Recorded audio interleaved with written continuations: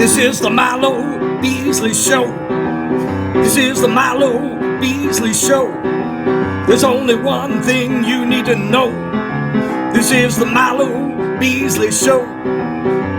And now, here's your host, Milo Beasley. And welcome to the Milo Beasley Show. This week we have another fun one for you. So why don't we go ahead and just jump right into it? So please help me welcome associate producer for 350 Days, associate producer for The Wrestler. He has his own, literally every talk show of any format that you could have imagined. Please help me welcome Evan Ginzburg. How you doing, man? I'm good. Thanks for having me, Milo. Appreciate it. Oh man, thank you for chatting with me. How does it feel to be on the other side of the interview microphone?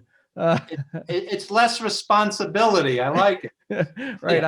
Yeah. I mean, you've been doing interviews for how long now? I mean, you've had your own show for, I don't want to say many years because that makes you feel old.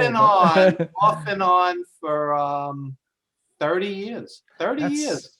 That's amazing. Yeah, I was on a 50,000 watt station, WBAI FM, New York City. It's part of Pacifica Network, and Pacifica is a very left-leaning political station, but we were an arts program, so we basically avoided all the drama and just had a good time. That's awesome. And, yeah. And over the years, I've interviewed thousands and thousands of people, and a who's who of wrestling, showbiz, music, and God, I could just tell interview stories for hours. One night, it's like 3 a.m. We're talking to Sherry Martel, and she says to me, I'll never forget it. She says, I've been on the road for the past 15 or so years. I didn't see my kid grow up. It's like, the sacrifices these people made to entertain us. Right.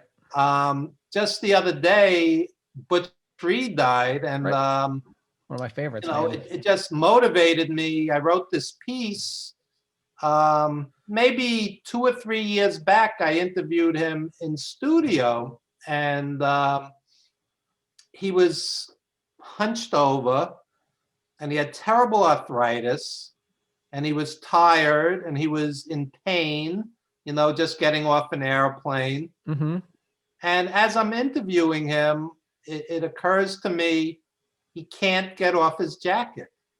That's how crippled up he was. He couldn't get off his jacket. And, bothered me because, I think of Butch Reed like Superman, like you remember. Absolutely. I mean, super jacked up. Yeah, specimen.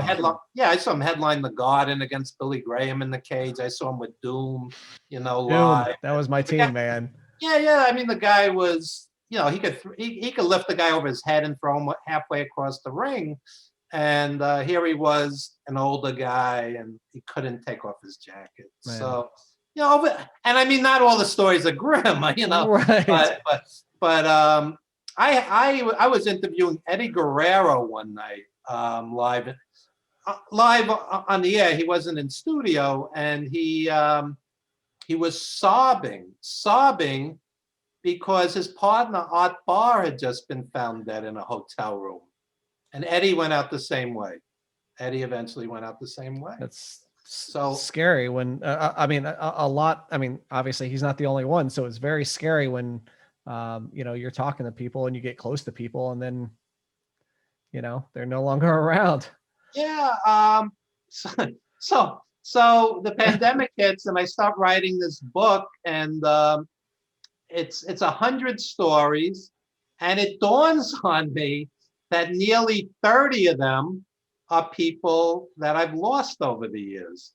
And you don't want to kill the reader either. So I'm saying, okay, so this is a sad one. I got to follow it with a funny one because otherwise, it's the older you get, and I'm 103. The older you get, you lose a lot of folk, and it's and you have to deal with it. And sometimes writing is very cathartic, just like doing interviews. I mean, it's when you're involved in entertainment, and the lifestyles that some entertainers lead, you know, it's not always for longevity. These guys aren't cut out for longevity. Right. You mentioned the Garden earlier, so that was where you first saw wrestling, right? Like, because you grew up in the Brooklyn area, right? Yeah, I grew up in Brooklyn, and I went to Madison Square Garden. First show I went to was June 24, 1974. That's I awesome remember the date. That's awesome. Etched in my head. The main event was Fred Blassie and Nikolai Volkov against Bruno and Strongbow. Okay, and which was great enough, but the co-feature was the Valiant Brothers against Dean Ho and Tony Gurria, and they just blew the roof off the place. I mean, Absolutely, yeah. Yeah, it was amazing. And Black Gordman out of the LA territory came in to wrestle Pedro Morales, and Kowalski's on the undercard. And you know, it's, as a kid, it was like Marvel superheroes and supervillains. I was a kid. Right. Yeah, it's great analogy. Unbelievable. Unbelievable. And I'll tell you a funny story. You know, this is 74. I had a black and white TV. Back then, that's how long ago this was. Right. So I walk into the Garden, and as a kid, the first thought was, wow, it's in color. These guys are in color, you know? Yeah. That's great. So did you have, so when the first time that you went to the Garden, was it the, just the spectacle of wrestling, or were you going to see like you were like, oh man, Bruno's going to be there, or, you know, so-and-so is going to be there? Was it like the spectacle of wrestling, or was it the like a one person, oh my God, I get to see this person live? It was a combination. As a kid, I was sitting home one day and bored. It was raining, and I'm flipping. Your listeners won't even know what this is. The UHF dial. Oh, yeah. The UHF dial. Yes. And I'm flipping the dial just to find something to watch. This was pre, you know, VCR and beta. This was early 70s. So there's wrestling. I didn't know what it was. So there's huge guys pounding this Indian. And I'm like, what is this? And all of a sudden, the guy does like this herky-jerky war dance. It's Chief Jay Strongbow, okay? And I'm a kid, and my eyes like, wow, you know? And yeah, I love Strongbow and Monsoon and Bruno. And what was interesting was, even as a kid, my father had a great sense of humor. And we just were like, man, the Valiant Brothers are funny. Lou Albano's funny. John Tolos is funny. These guys, you know, and the heels had like a great sense of humor. The good guys were always out for revenge and earnest, and, you know, but the bad guys were funny. And, you know, like the Grand Wizard comes out, and this guy's like from another planet, and the stuff he's saying. So John Tolos, see, this goes back so far. Some of your listeners won't know some of this. Tolos and Fred Blassie, before WrestleMania, had the first pay-per-view. It wasn't even called pay-per-view. It was called closed circuit. Closed circuit, like Muhammad Ali and those guys back in the day. So Tolos was a huge, huge star. And him and Blassie did like $150,000 gate or whatever it was, which was huge money back in the early 70s. And they bring Tolos into New York to wrestle Bruno. So back then, it wasn't politically correct. So everything was ethnic slurs. So Tolos goes, I'm going to get that spaghetti bender. And this was like strong words back then. Spaghetti bender. I don't know if I've ever heard that. Yeah, because Bruno's Italian. Right. You know, it's stupid, but it was funny. And Bruno's like, he can't call me that, you know? And I mean, it was so simple. And what I tell people today was Vince McMahon Sr. had a very simple formula. The heels would come in, they do the TV tapings, and Strongbow or Dominic DeNucci, or one of the tag champs wrestling solo would be beaten by the heel, and the next month they get a title shot. And it just worked. It worked year after year after year. So finally they break the trend and Billy Graham's the champ and he's doing big business for the most part. And, you know, Vince McMahon Sr. had committed to Backlund being the champ. And he was like a man of his word. And he's like, I told this kid on such and such a day, he's getting the title. And that was that. But they easily could have turned Billy Graham face and he could have been Hulk Hogan, you know, 6-7 years earlier. Absolutely. Yeah. Him and Ivan Koloff used to headline the Garden, headline, co-feature, whatever the case may be. And they'd always feign like breaking up. They'd start shoving each other. And the fans immediately were on Billy Graham's side, you know, and they wanted it. You could see they wanted it. And it just never happened. Yeah. Do you remember the first wrestler that you met, either like as a kid outside the Garden? Yeah. This is a great story. By absolute, you know, New York is like a celebrity town. And I'm just walking down the street with my mother. I'm a kid. Mm-hmm. And Dean Ho is walking down the street. It wasn't even a wrestling show. He's just walking down the street. And I'm a kid. Right. And I'm standing there like a dope, like with my mouth open, you know, like I was so excited, like I couldn't talk. And finally, my mom's like talking for me. My son's such a big fan of yours. Can he have an autograph? And the guy was so nice and sweet and gentle, you know. It was a great experience. And that's awesome. My dad used to take us to wrestling, take us to Broadway, take us to the championship Knicks. You know, 69 and 73. And, you know, I met a lot of these guys and, you know, there's a chapter in my book just on autograph stories, crazy stories. Ringo Starr says to the autograph collectors, you know what happened to one of us the last time we stopped, and he didn't stop, okay? Right. Meanwhile, Yoko Ono, she stopped and signed for everybody. Right. Which, if you think about it, is ironic. You know? Absolutely. And I'll tell you another Beatles-related story, even though I'm more an R&B, jazz, and blues guy. Hey, Beatles stories are great. Yeah. I'm at Madison Square Garden for wrestling, December 8, 1980. Bruno's wrestling Slaughter in the main event. It's like the one card Backlund didn't make. Backlund was in Japan. Right. So the Garden shows ended around 11. There was an 11 o'clock curfew. I walk out of the Garden. You know, I'm a young guy, and I walk out of the Garden, and it's just like a bad vibe. It's like something just felt weird, like people murmuring, and it was just, you felt it the second you walked out. So I walked up to a total stranger, and I said, "What happened?" Guy goes, "John Lennon was just shot." Wow. Never forget it. I'll never forget it. Guy wrote a book the night John Lennon died, and he included that story in it. Yeah. It was surreal. Walking out of the Garden, and you're on this high, Bruno bloodied Slaughter, and you know you feel good. You know? And yeah, I'll never forget it. That's 40 years ago. That's crazy. Yeah. Just happy. Yeah, they just, I don't want to say celebrated the 40th anniversary, but so then how did you go from being a fan into getting involved in the business and doing interviews and stuff like that?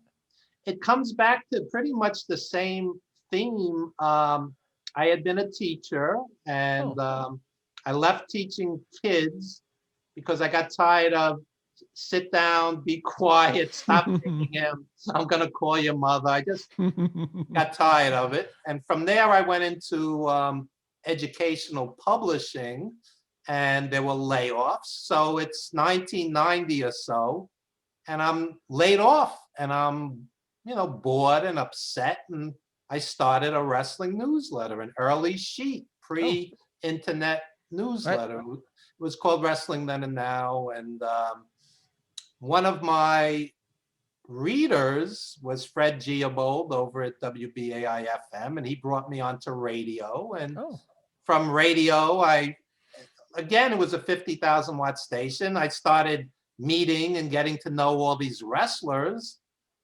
And from there, one thing always leads to another. You throw enough things out there. I started doing agent work. Oh, okay. Agent work. And I'm booking Johnny Valiant and Jimmy Valiant and, Nikolai and, all these legends who became friends, Right. dear friends. Lanny guys who you Poffo. saw when you were a kid. Yeah, it was surreal. Like Johnny Valiant would be like sleeping on my couch. And it was utterly surreal. So Greg Valentine slept over recently before the pandemic, and he walks out of the building. I live in an apartment building. Suddenly, a car screeches in the street. A car screeches. Guy rolls down his window and goes, "You're Greg Valentine." And Valentine goes, "Yes, I am." The car screeched and he burned rubber. I mean, Greg still looks like Greg, Absolutely. Yeah. Yes, absolutely. I worked with Greg. He lived down in Florida in the Tampa area for a while back in those early 2000, I think. Yeah. Days. He's in Vegas now. Yeah. So, but yeah, I still looks exactly the same. He's still wrestling in his 70s. He's still wrestling. Yeah. That's crazy. Yeah. And then from, I guess, doing agent work, becoming friends and doing your radio show. And then is that how you got the gig for The Wrestler? Yeah, I'll tell you exactly what happened. Again, when you're doing things, it leads to other things. I'm at an autograph signing. I booked Johnny Valiant and Nikolai, and we're sitting there, a wrestling store in Queens, and Queens, New York. And the best friend of the executive producer, the wrestler, and people get confused with these titles. Right. Executive producer is the money guy. Yes. Associate producer, I was the wrestling guy. Right. So they brought me and Johnny and Nikolai and the late Tiger Khan, who was a dear friend, and Nikolai's manager, Nikita Brezhnikov, who just wrote a good wrestling book. They brought us down to meet Aronofsky, and we just hit it off. Because Johnny was the funniest guy in the world, and Nikolai was the warmest guy in the world. So it was just like we clicked. We just clicked. And next thing I know, they offered me the gig, and I did 5 or 6 casting calls. I brought in about 150 wrestlers onto The Wrestler. And, and it was interesting because what I learned was I'm judging it as this guy's a good wrestler, and Aronofsky's judging it more, this guy's cinematically right or he's not for the gig. Right. So did they book, obviously, like one of the most iconic scenes in the movie was his match with Necro Butcher. Yeah, so I'll tell you exactly what happened. I first brought in Low Life Louis Ramos, who's a hardcore wrestler. Yep. And Louis is a great guy, and he's very charismatic, and he's an old friend of mine. But again, Aronofsky thought that Louis was too small, that Mickey would tower over Louis. So next thing, I brought in Necro, and this is a funny story. So we have an appointment. He's coming in to read for Aronofsky.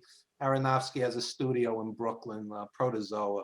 So we're waiting. The guy's late. The guy's really late. And so I have the contact information. I don't know him personally, so I pull out the index card with the old school index card. And the Rolodex.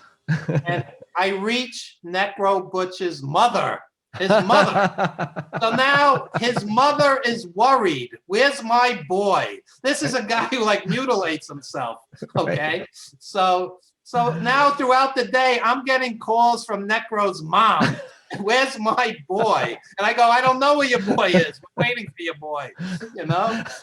So finally, Aronofsky actually leaves. Necro Butcher shows up. Now I'm calling Darren. Darren, he's here. And Darren was nice enough to come back, and the rest is history. And I went down. I tell a lot of these stories in my book.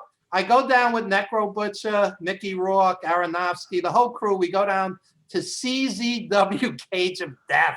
Okay. we basically did 6 months of research before the movie. Every weekend I'm taking them out to different places. So they're going through panes of glass. they're mutilating themselves. And, we were guests. They invite us backstage. It was like Hawkeye and Trapper John and MASH. There's blood everywhere. They're stitching these guys up. They're yanking out pieces of glass from their body. It was absolutely surreal. Am I allowed to curse on your show? Yes. Yeah. It's the internet. So it's all over. We're outside. We're waiting for our ride back. I said to Mickey Rourke, I said, what did you think? He goes, it was fucking wild. That was and it was. It's like the sane part of my brain is going, why would these guys mutilate themselves like this? And the other side of my brain is going, this is awesome. Right. It's awesome. So so that hardcore match was already written in. I didn't know. So that was what my question was going to be, was whether or not you got the talent and then was like, oh, well, maybe we should do this hardcore match, or if the hardcore match was already written in. The hardcore match was written in, but I'll tell you what wasn't written in. This is a great story. Again, we did about 6 months of research, and I take them to a wrestling convention. And it was out in Jersey, I believe. I couldn't remember the promoter or whatnot. But we get to this convention, and it's like the Pro Wrestling Hall of Fame. There's Moolah, Mae Young, Albano, Nikolai, Johnny Valiant, Iron Sheik, like every legend you could possibly imagine. Right. And there's nobody there. There's nobody there. There's more wrestlers than fans. It was so depressing. Aronofsky kept going to me. He's a good guy. He's a very down-to-earth, warm guy. And he goes to me, where is everybody, Evan? He felt bad for them. Right. And they wrote that scene into the movie. It was so traumatic. The Iron Sheik's head was down on the table asleep. That's how dead this convention was. And if you watch the movie, the autograph scene, Johnny Valiant's head is down on the table asleep. We recreated it because that's how sad it was. So I'm on set and we're filming that scene. And I walk in and I'm like, something's not right. And they said to me, how does it look? And I'm looking at all the tables and everything's like nice and neat. I go, no. Wrestling conventions don't look like this. It's chaos. Like every inch of the table has to be filled with stuff. And it's all my stuff. Right. That's all my gimmicks on those tables. So okay, that's funny. I didn't know that. Yeah. Oh, that's great. Yeah. So I'm standing on set and Aronofsky gets this smirk all of a sudden. And he goes, Evan, come here. I'm like, yeah. So he goes, what I want you to do, Evan, is walk around, talk to all the wrestlers in the scene, walk over to Mickey last and ask him for a Polaroid and an autograph. I'm like, okay, I guess I'm going to be an actor. So Mickey comes over, whispers in my ear, and he goes, just improv it. He thinks I'm an actor. I've never acted in my life. Okay. So there's like 125 or so people on set. These giant cameras are in your face. And all of a sudden I'm acting. So Manny Yarborough's there, the sumo. He was in UFC. And I was friends with Manny. So that made me comfortable. The other guys were actors playing wrestlers. I didn't know them. So, I make my way to Manny and I relax a little. Then I make my way over to Mickey or Randy as he was.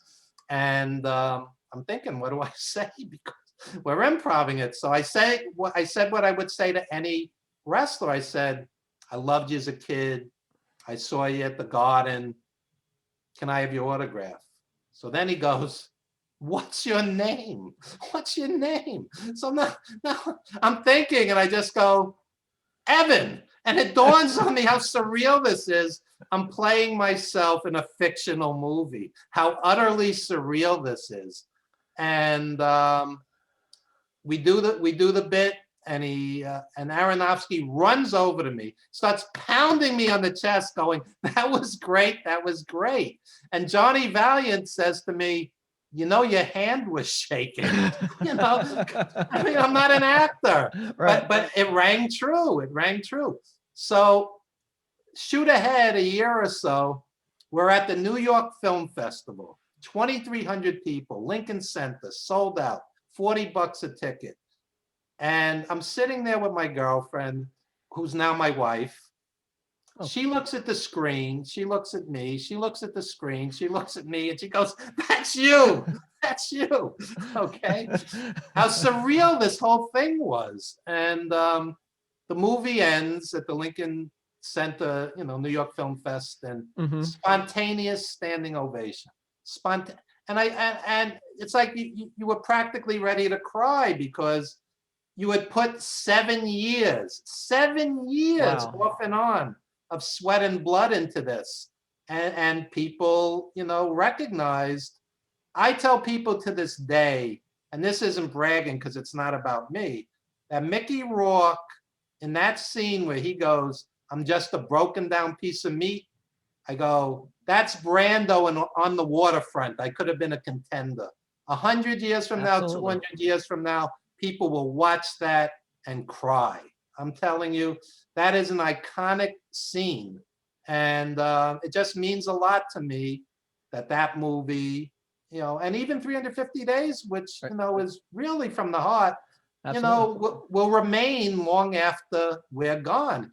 And in 350 days, I'll tell you, there's at least a dozen guys who are gone already in that movie. Yep. Yeah. Yep. Do you still watch the product today? Yes and no. I mean, I love New Japan. I watch Ring of Honor. I love Indies.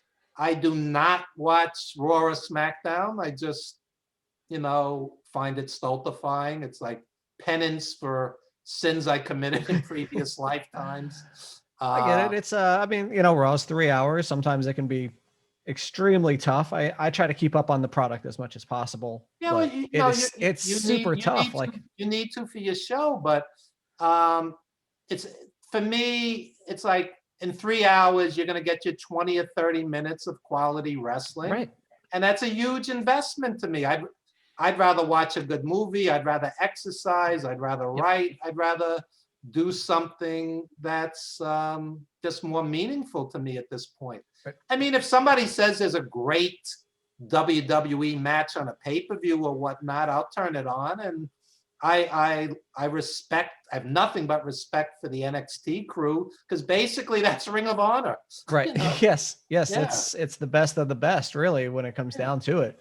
Yeah. So you see, I reach a point, like New Japan, I'm a casual viewer, so I'm not following all the storylines. Right. I just want to see a great match. I'm the same way. I have the New Japan World, and I watch basically the pay-per-views. So it's like, you know, they're super shows, as I guess they're called, right?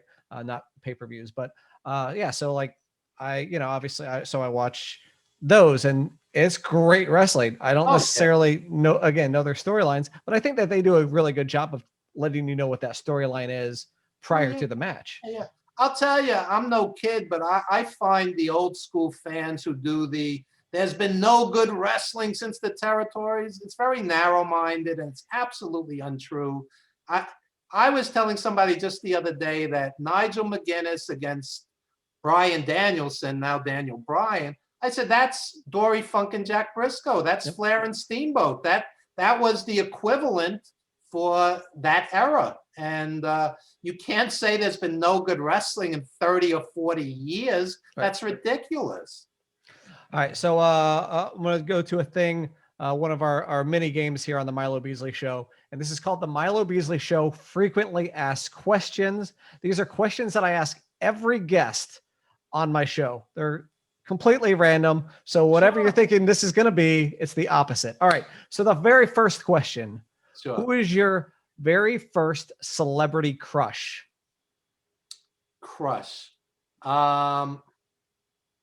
Desiree Cousteau. I don't Okay. know. You know who that is? I don't know. I'm gonna have to go and look that up now. The 70s porn queen. Oh, okay. Well, Yeah.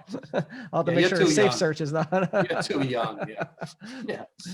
Question number 2. What is your guilty pleasure song? Like, what is the song that you just love that maybe people might look down, but you're like, hey, you know, this is my song. Guilty pleasure song. That's tough. I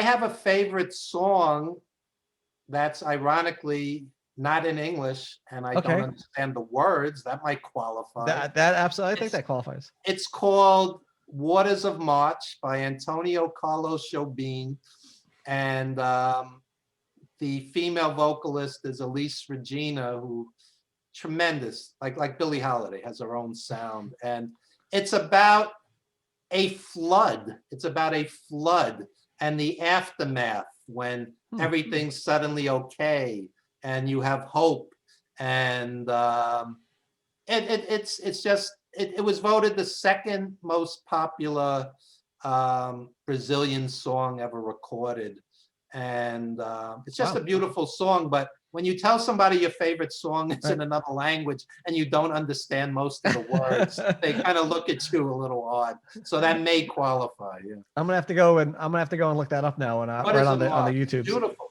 There you could hear him do it in English if you're curious. Oh, okay. Yeah. All right. So question number 3. If you had to, would you rather fight one horse-sized duck or 100 duck-sized horses? So do you think you could beat a giant duck, or do you think you could beat 100 tiny horses? Well, I'd go for the one giant one because I just think it would be less traumatic after the fact. Because I think if 100 of anything attacked you, it would be traumatizing. A lot of people tend to go after the small things, but I like your, hey, just try to fight that one thing and get it over with. Well, think about if you had like 100 bugs crawling on you, that would traumatize you. Yeah. Yes, I'm getting weird chills thinking about that right now. All right. Question number 4. What is your favorite movie quote? Well, like I said in The Wrestler, when Mickey goes, "I'm just a broken down piece of meat," I think that's as powerful as anything I've ever heard. And I have a quote that's about the movies that really is moving to me. The movie Once, which is about street musicians in Europe, which is a beautiful film. It was shot on 125,000, which wouldn't even be like the food budget for the Avengers. And it's a tremendous film. And the group, the Swell Season, did the music. And they win the Oscar for Best Song. And at the Academy Awards, the guy's like just totally like emotional, and he goes, "Create art, create art." Mm-hmm. And as an independent filmmaker, I'm amazed, today there's filmmakers, Kelly Reichardt and people like this, they do great films on pennies, literally on pennies, like about real people. She did a film called Wendy and Lucy, where the woman's just broke and all she has is her dog, and she loses the dog. It's all she's got. She's got an old car and a dog. The car breaks down, and it's just symbolic of the times we live in. A lot of people are hanging by a thread, and it's such a beautiful film, and it's shot on nothing. And I tell people all the time, you can make garbage on 100 million and make something great on 100,000. And The Wrestler we did on 6 million, which is nothing. That is nothing. Yeah. Okay. People don't realize. And, and 350 days, far less than that. And you could do quality work on, not a lot of money if you know what you're doing and it's from the heart. Right. And then our 5th question is a franchise that has spent a lot of money. But the 5th question is Harry Potter really a hero, or is he just a giant jerk? I always liked them, but you know, I'm a casual Harry Potter fan, so the 3 or 4 that I actually saw, I wasn't really like overanalyzing it. But he seemed like a good guy to me. I didn't. Every once in a while, I have mixed emotions about franchises. I like Spider-Man. I like Iron Man because again, it's from the heart. Right. But sometimes it just feels to me it's the last 20 minutes of every movie is the same. They're flying through the air, stuff is breaking, stuff is exploding, stuff is on fire. Right. And I just find it sometimes, you know, overkill. And I'm more interested. And the other thing that bothers me as a filmmaker is it feels like it's emotionally cheating because no matter who dies, you go, they're going to bring them back or they're going to do a reboot or a prequel or whatever the case may be. Right. So why should I care, you know? Right. All right, cool. So that wraps up the frequently asked questions. So before we wrap up on the Milo Beasley Show, let's talk about the book just a little bit more. So is it completed now? Is it available now? It's written, but it's not available yet. It's still going through production. It's called Wrestling Rings, Blackboards, and Movie Sets, 100 Tales. And just like I'm telling you, some of these stories, some of these stories are in the book. Plus tributes to dear friends, Killer Kowalski, Nikolai Volkov, Johnny Valiant, Tiger Khan, Larry Sweeney, Ring of Honor. Larry Sweeney, man, what a guy. Man, I'll tell you, we work with Ring of Honor for the wrestler. And every day on that set, I'd sit there and talk to Larry. Larry was a school teacher. I don't know if people know this. Smart guy, nice guy, charismatic, incredibly talented. If it were the 70s or the 80s, he would have been Lou Albano or Blassie or, you know, he had that much talent. The guy was bipolar and he killed himself. And Aronofsky felt bad too. The guy, you know, he was just so charismatic, Sweeney. You know, so I have a tribute to him in there. And good, I'm glad to hear that. Nicole Bass, she was a dear friend of mine. And many, many others. And it's not all wrestling. And it's certainly not who was the booker and you know, overanalyzing this angle. This is these people as human beings who I knew, who slept on my couch, who were dear friends, and you know, just how they affected my life and enriched my life. There's a funny story. I don't want to make it sound all grim because again, it's not. This is a funny story. So we're out in LA at the Hollywood Collectors Show. It's I'm with the promoter's name was Tony Tickets because he used to sell tickets, you know, concert tickets and such. And so we have Nikolai, Iron Sheik, Captain Lou, you know, again like a who's who, and we're on the shuttle bus going back to the airport. A woman gets on the shuttle bus, just a layman or whatever you would say, not a wrestling person. And she gets on the bus and she looks at Nikolai and she's looking and looking and looking. And she goes, "You're Nikolai Volkov." And he's just the warmest, nicest guy. So, "Oh, nice to meet you. What's your name?" You know, and they're bullshitting. So Nikolai goes, "Oh, let me introduce you to my partner, the Iron Sheik." So the Sheik looks exhausted. He's half asleep. Obviously, he's 20 or 30 years older at the time than how she remembers him. And she goes, "No, he isn't." Okay, so the Sheik, who's volatile and has a temper, he's like, "Get away from me, you jabroni." This is not a bus with regular people, you know? It was crazy. You know, just being on the road with these guys. I would room with Nikolai because he was vegetarian, early to bed, early to rise, health nut. He'd wake up at the crack of dawn. he had these old school blocks that he carved in the old country, hand carved. And he's doing hundreds and hundreds of push-ups. Okay? So this is 6 in the morning. He's doing like 300 push-ups. This is how his day started. So he goes, Evan, let's arm wrestle. Now I know this isn't going to end well for me. So, I'm 6'2", 220. I'm not a 98-pound weakling. Right. I'm arm wrestling with this guy. I can't move him 1 inch, not 1 inch. Okay. If you want to feel like a 98-pound weakling, arm wrestle Nikolai Volkov. He used to, when I was a kid, he would get on WWWF TV. He would take fruit, and it wasn't gimmick. He would take an apple and crush it in his bare hand. It would explode into the camera. Okay, this is how powerful this guy was. Fathom. You don't realize how big these guys are, how strong these guys are until you're like next to them. Because I'm not a small guy, and these guys, are monstrous. Right, absolutely. Bruno Sammartino bench pressed like 500 pounds. Tony Atlas did. A lot of these guys, Ken Patera. They used to call Ken Patera the strongest man in the world. He used to pull cars, it was unbelievable. Billy Graham. You don't realize how big and powerful these guys are.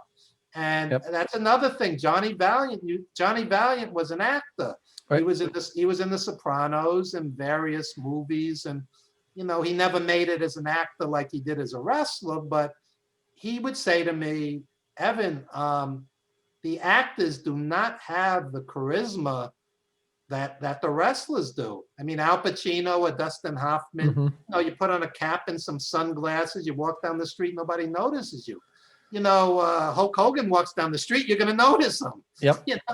It's it was interesting just being around these guys. It's so charismatic, and they're still my dear friends. And when my mother passed, and again, this is all in my book, Nikolai called. He knew my mother.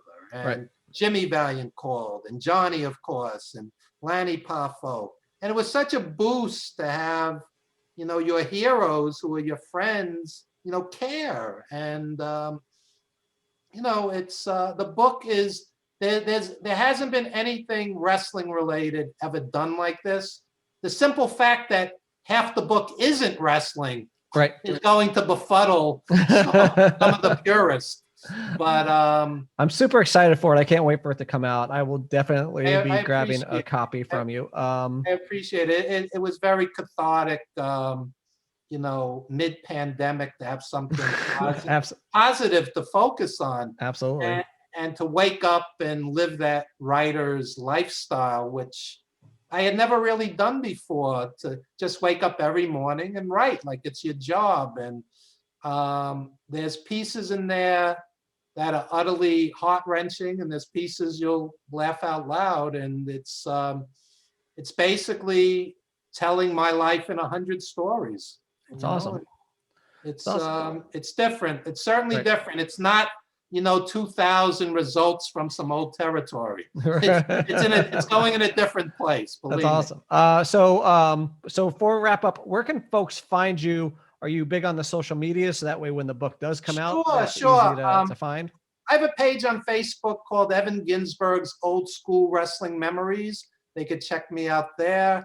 I do a weekly podcast called Wrestling and Everything Coast to Coast. My co-host is Buddy Sotelo, who was a heel manager out in APW and all the APW. Oh, okay. Yeah, from Beyond the Mat. Yeah. So he has like a West Coast perspective, and I have an East Coast perspective. Oh, that's pretty cool. As you could tell from my Brooklyn accent. So that's why we call it Wrestling and Everything Coast to Coast. And I'm not hard to find. Facebook, Twitter, all the social media. And I'll tell you, I love wrestling with all my heart, but any interview I do, I like to throw in how utterly disgraceful it is that a billionaire does not give pensions, 401ks, and health benefits to these wrestlers. And they made record-breaking profits during the pandemic after ruthlessly laying off tons of wrestlers and staff. So, the movie is called 350 Days. Why? Because guys like Ric Flair were on the road 350 days. In our movie, Bret Hart, Greg Valentine, all these guys did over 300 days a year. How are you not an employee if you're working for some? Greg said to me at his peak, he worked 320 days a year. So the title is not an exaggeration. Right.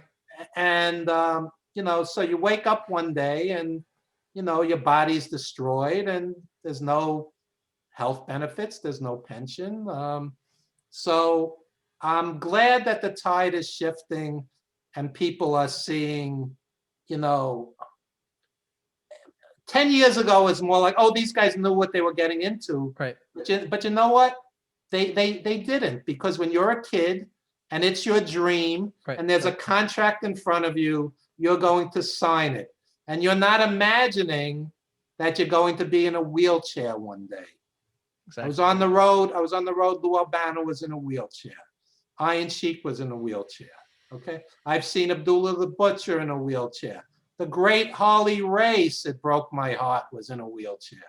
The sacrifices these guys make, they shouldn't be hawking T-shirts and needing to do a GoFundMe at the end of their lives as seniors, to get through an illness or to save their house or whatever the case may be. And I'm glad people are starting to see it this way. And Andrew Yang and guys like that are, because it's disgraceful. It's utterly disgraceful. All right. Well, thank you for taking the time to chat with me tonight. On that happy note, we're ending.